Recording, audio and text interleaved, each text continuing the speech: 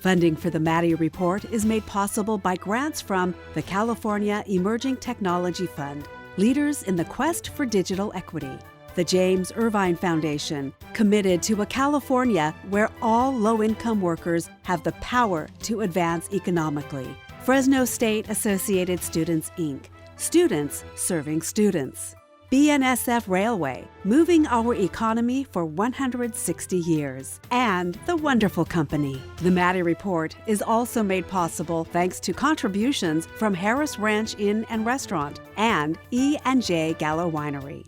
From the Maddy Institute, the Public Policy Institute for the Valley's 4 public universities, this is the Maddy Report with Executive Director of the Maddy Institute, Mark Keppler. Welcome. We often hear about the need to eliminate fraud, waste, and abuse in state government. The mission of the State Auditor's Office is to, quote, promote the efficient and effective management of public funds and programs, unquote.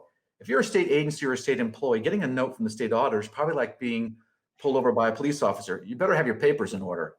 Our guest today is the current State Auditor, Elaine Howle, who recently announced she's going to be retiring after 21 years of service in that position. Welcome back to the Maddy Report. Thank you so much for having me, Mark. You know, for those of folks who don't know about the State Auditor's Office, can you tell us a little bit about what you do? Sure. The State Auditor's Office has been around for a long time, and what we're required to do, we have statutory authority to conduct. We do financial audits. We audit the state's financial statements. We audit federal money that comes into California, and to make sure state agencies use that money appropriately. But the biggest amount of work that we do is performance auditing, looking at state agencies, local governments, and how well they are providing services to people in the regions in the state, either state agencies here in Sacramento or local governments. It was many years since I took a course in accounting. So why don't you help me and our audience understand what an audit is, what triggers an audit, what happens after an audit is completed? Sure. The audit of the financial statements, that's an annual requirement in state law. So we go out to state agencies and make sure they're accounting for tax dollars appropriately and using those funds appropriately. Performance audit is assigned to us essentially by the legislature. There's a joint legislative audit committee. There are 7 senators on the committee, 7 assembly members. One member is Assembly Member Mr. Patterson. So we have a variety of different members, both sides of the aisle, some Democrats, some Republicans. And that committee meets a few times a year and hears requests from members of the legislature asking for our services. And once the committee approves those audits, that becomes essentially a mandate for us to get the work done. So that's how probably about 75% of the work we do comes to us through that mechanism. And then what happens when you do an audit? Then what? Does it end up on someone's shelf, or does action happen? Well, let's hope not. So we get at the hearing, I will present an analysis of here's the questions, here's the concerns that the members have. And then what I will do is explain to the members the steps we will take as an office to answer those questions. So that once the audit's approved, we assign staff, they get out in the field, and we do complete an audit report. But what I have always told staff is that's not the end of the job for you. Now an important job starts, and that's communicating the results to the public, communicating the results to the legislature, and helping people understand the issues we identified and why we think there needs to be change at a particular agency. And that's why we identified specific recommendations that need to be implemented. Yeah, the other thing you do is you look into whistleblower reports. So you conduct those investigations when someone says there's something improper going on in government. What kind of conduct qualifies under the whistleblower statute, and what do you do when you receive a complaint? Right. So we have an investigative division where we have a hotline, a 1-800 number. We have the ability for people to file a complaint online. Anybody can file a complaint with the state auditor's office with respect to improper governmental activity. Well, what does that mean? It could be somebody on a state job doing personal business, if they have a side business, doing that during state working hours, misuse of state resources, using state resources for personal benefit, travel expenses, all kinds of things that are illegal or improper or wasteful. inefficient. So my investigators receive those complaints, hopefully get enough information from the person who submitted the allegation to get us started. And then once we determine there's enough information there, we will pursue it. And then ultimately, if we substantiate, confirm that there is a problem or a violation of law, we'll issue a report to that particular agency. And then 2 or 3 times a year, we issue a summary report of all the investigations we've completed. Yeah, it's good that we have employees or people have whistleblowers have a place to go to report wrongdoing. I want to ask you one last thing in this segment. We've only got about a minute left. I want to ask you about the Citizens Redistricting Commission, which comes about every 10 years after the census. You have a role to play. Your office has a role to play. What is that role and why your office? Oh, we have a huge role. We've done it twice. Back in 2008, a proposition was passed by the voters requiring an independent Citizens Redistricting Commission. In the past districts, Assembly, Senate, and Board of Equalization districts, those lines were drawn by legislators.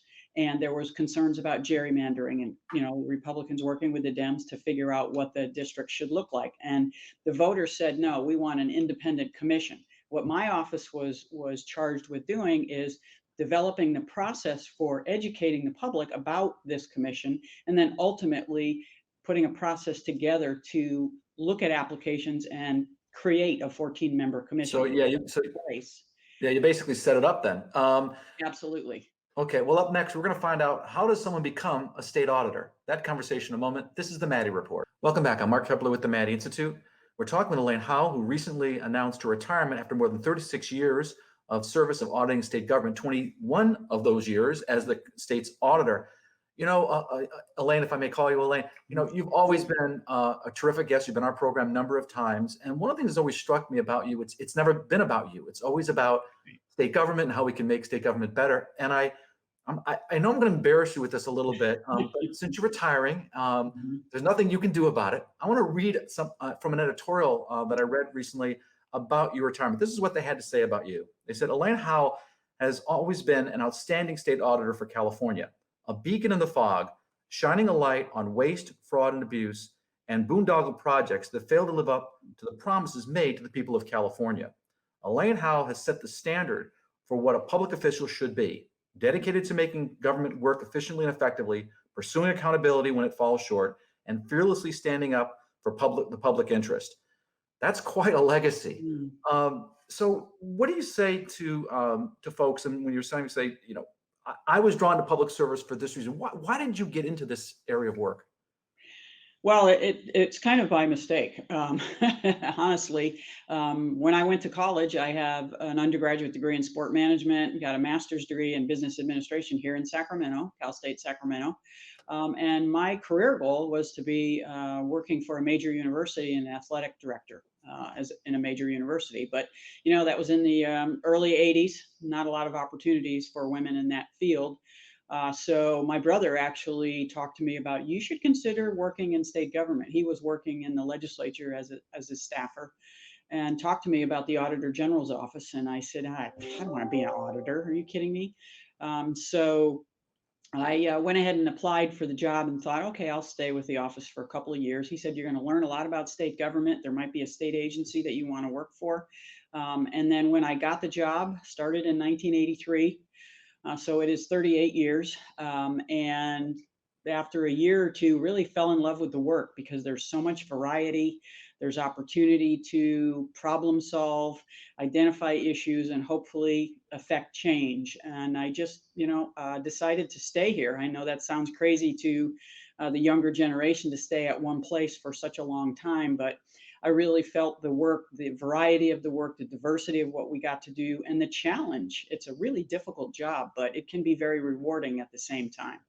I can see some kind of crossover between an athletic director and being a state auditor. I mean, you're monitoring activity, and when people step out of line, you're the one who's got to step in and say, nope, that's not acceptable. You're violating the rules here. So, there's some similarity, and we appreciate your service in that regard. I want to ask you, though, who appoints the state auditor? I mean, how does the process work? Is it usually unanimous vote, or do they vote along party lines? How does that happen?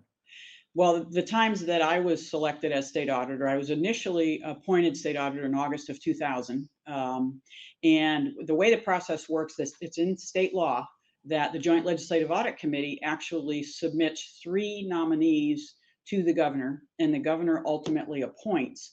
But what the audit committee traditionally has done when they nominated me initially back in 2000, it was a unanimous recommendation that here are the three names, but we unanimously recommend that you appoint Elaine Howle as the state auditor. So I was obviously very blessed to have that decision made, and Gray Davis appointed me in 2000. And then the subsequent times I was reappointed to the position, it was the same situation where the audit committee sent those three names, but as part of their communication, they let the governor know we unanimously suggest that Elaine Howle be reappointed. So I would assume the process is going to be very similar going forward. Well, we hope so. Well, as we've noted, the California State Auditor is tasked with providing an unbiased assessment of government programs. Sometimes the results are positive and show the state agency is doing things that they're intended and set up to do. Other times, there are some problems, and bureaucrats and politicians may not like being called out for mismanagement or worse. What are some of the more notorious examples of, quote, fraud, waste, and abuse that the state auditor has seen during her career? That conversation in a moment. This is the Maddy Report. Welcome back. We're talking with Elaine Howle, a long-serving state auditor who recently announced her retirement. You know, you've covered the gambit of state agencies in your work. One of the most notorious audits that you did was one that you did kind of recently, and that concerned the mismanagement at the state's Economic Development Department. Some have reported will result in as much as $20 billion in fraudulent jobless claims paid to criminals and con artists, among others. How in the world did that happen? Yeah, we issued two audits earlier this year in January of 2021. The legislature, the audit committee, came to us in September with an emergency audit request because constituents were, just really frustrated with trying to work with EDD, Employment Development Department, to get their claims filed so that they could get some benefits. So we issued two reports, one looking at the process for claims and the other looking at fraud. And as you said, Mark, the fraud was significant. When we issued the audit, it was $10 billion. I know it's upwards of close to $20 billion. Recently at a committee hearing, the director of the department acknowledged that it's going to be around $20 billion. And our frustration as the state auditor's office is we issued a report 10 years ago talking to EDD and explaining to them and analyzing their claims process, their call center, and identified weaknesses that they could have addressed years ago. Also, there was a audit request back in 2019, when we conducted some work looking at identity theft and protecting Social Security numbers, and recommending to EDD that there's certain forms you're sending out to people and you're leaving their full SSN on there, and that is risky. Mm-hmm. And we said, you've got to find a way to truncate it. We gave them options, but they didn't take us up on those and never implemented that recommendation. And lo and behold, during the pandemic, we saw thousands of documents going to different addresses, suspicious addresses, et cetera. So in all likelihood, there are thousands of Californians who have had their identity stolen because EDD didn't fix these problems years ago when we told them about them back then. And I think that's why a lot of members of the legislature are even more frustrated than they perhaps would have been if they had addressed some of these issues. Now, pandemic is significant, of course, we've got to acknowledge that, but you knew about these problems years ago and you didn't address them. That would have mitigated some of the issues that people are facing these last 2 years. Yeah, $20 billion. I mean, that's just eye-popping numbers. Your office has also issued some reports on the costly delays and failures associated with the Fiscal Technology Project. It's a $1 billion technology project supposed to overhaul the state's accounting system. This has been a decade-long mess, apparently. Pretty amazing that a state known for technology can't seem to put together a technology project. Yeah, this is a huge project, and as you said, it's been going on for years. And when Fiscal originally was launched, the legislature put in state law that the state auditor's office would monitor the project, and we have been doing that and issuing reports at least on an annual basis because we're required to in January. And yeah, unfortunately, this project has really struggled. It was intended to be a big project as far as accounting, budgeting, procurement. It has been cut back as far as its functionality, yet the costs continue to rise and balloon. And our most recent report talked about Fiscal suggesting that the project is complete, which is not correct. There's a lot that still needs to be done. The state's financial statements aren't even finished yet because agencies struggle to use Fiscal for the accounting purposes. So it's a project that has just struggled from day one and continues to struggle. Unfortunately, it's very expensive for the state of California. Well, it's something the next state auditors are going to have to be looking at apparently. But it is kind of it is amazing that they haven't been able to get their act together for a decade. You also regularly examine what's called high risk, quote unquote, issues and agencies that need more scrutiny for quote unquote fraud, waste and abuse, and mismanagement of major challenges associated with economy, efficiency, or effectiveness. So, what are some examples of some of the findings in that regard? Yeah, we have two high-risk programs, a state high-risk program and a local government high-risk program. So the state high-risk program allows us, based on our institutional knowledge of the work that we've done over the years, to identify issues that are at risk of being wasteful, et cetera. So a perfect example is emergency preparedness. How well prepared is California to deal with fires, floods, earthquakes, in all likelihood are going to happen in California. So how well are we prepared from a local perspective, working with the state, working with the federal government? That's an example. Information technology procurement is an issue that we've had on our high risk list for a long time. What that allows us to do is conduct audits at our own initiative. We don't have to wait for the legislature to tell us about that. Local high risk program is where we have assessed the fiscal health of all cities in California. So we actually have a dashboard on our website that people can look at, and we have about 4 years worth of data. So we're starting to develop trend analyses and looking at which cities are in trouble from a fiscal perspective. We've done some analysis based on the pandemic. You hired an economist to help us do some projections. So I think there's really good information out there for people of California to look, how is my city doing compared to cities nearby? Why is my city struggling when cities nearby are not? So we think that's a valuable tool that we've developed over the last few years. Well, that's tremendously valuable because people can then, yeah, like you said, can look on exactly what their local government is doing. And I encourage people to log on your website and check that out. It's a way to keep local officials held them accountable. Absolutely. Yeah, when we launched that dashboard, it was interesting. We got a lot of constituents calling us, and in fact, city council members, Yeah, I city bet. managers, why are we in the red? Well, this is why you're in the red. So it really did trigger change immediately. Yeah. Well, up next, we're going to see what parting advice the state auditor has for California. That conversation in a moment. This is the Maddy Report. Welcome back. I'm Mark Keppler with the Maddy Institute. We're talking with Elaine Howle, who's the current state auditor, who's retiring after more than 20 years of service in that position. Despite the high nature profile of your job, there's been very little turnover. I mean, you've been in that position for 21 years. That's a long time for a person to be head of a state agency, for sure. Do you think that type of longevity is going to continue in the future? I certainly hope so. I think one of the benefits of the office and what I've explained to members is I think the reason I've been able to be effective is, of course, because I have very talented staff, but I've been in this organization for a long time, and I started out as an entry-level auditor and worked my way up and really understand what it takes to do the job. But also willing to understand that we need to continually improve and develop new techniques of conducting audits, new techniques of communicating. 21 years is a long time. I think a lot of people were surprised that I stayed this long, but if you love the work and you are passionate about it, it just makes sense to stay. I couldn't think of doing anything else. Now, I want to ask you this, so, and it ties into the same thing. You have an impeccable record of being nonpartisan. But are you at all concerned that the state auditor's office is going to go the way of what a lot of politics has gone these days, becoming hyper partisan?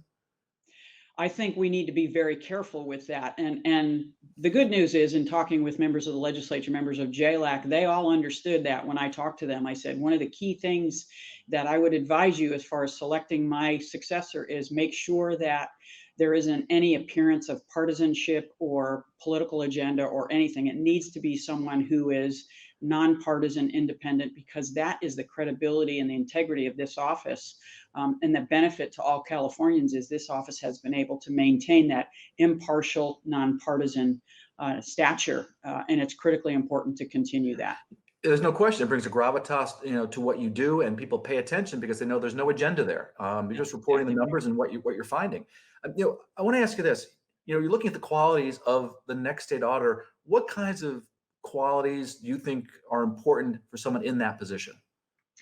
Well, now that I'm leaving, I can say this. It's a hard job. It's a 24/7 job. But I think the qualities that you need is the nonpartisan, the ability to be objective, steadfast as far as making sure that, you support your staff who work here. We go out, we find the evidence, we do the analysis, we reach conclusions, and we make recommendations. And some people will push back on that. But if we continue as an organization to do our due diligence, follow standards, remain impartial and objective, then the office will continue to be successful. So whoever my successor is needs to really be passionate about that and support the staff.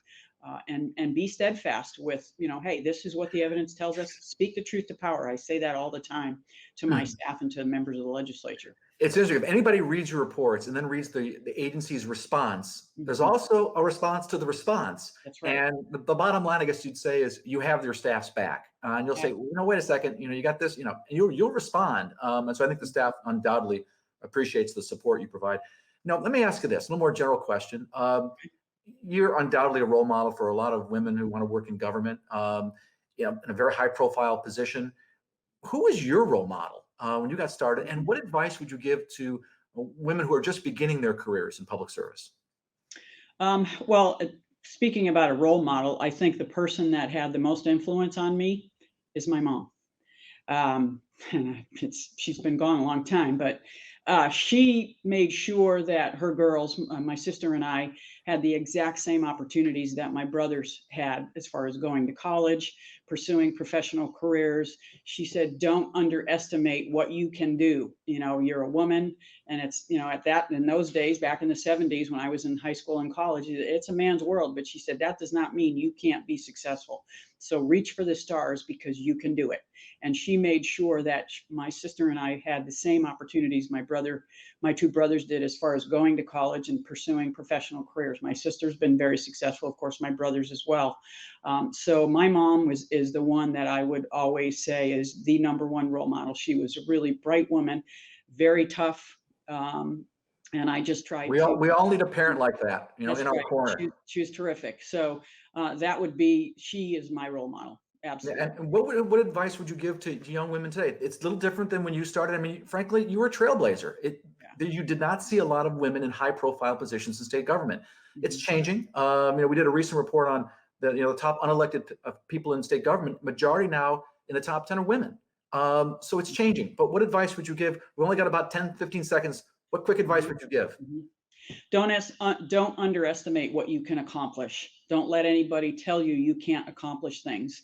You have to be tough. It's going to be difficult at times, but you can do it. Reach for the stars. You absolutely can do it. That's great advice. I want to thank Elaine Howle, the state auditor, for being on our program and for being such a wonderful state auditor all these many years. And thank you for joining us. This is Mark Keppler for the Maddy Report. If you want to stay up to date on state and local politics, you can sign up for our free e-newsletter, the Maddy Daily, by logging on to our website at maddyinstitute.org.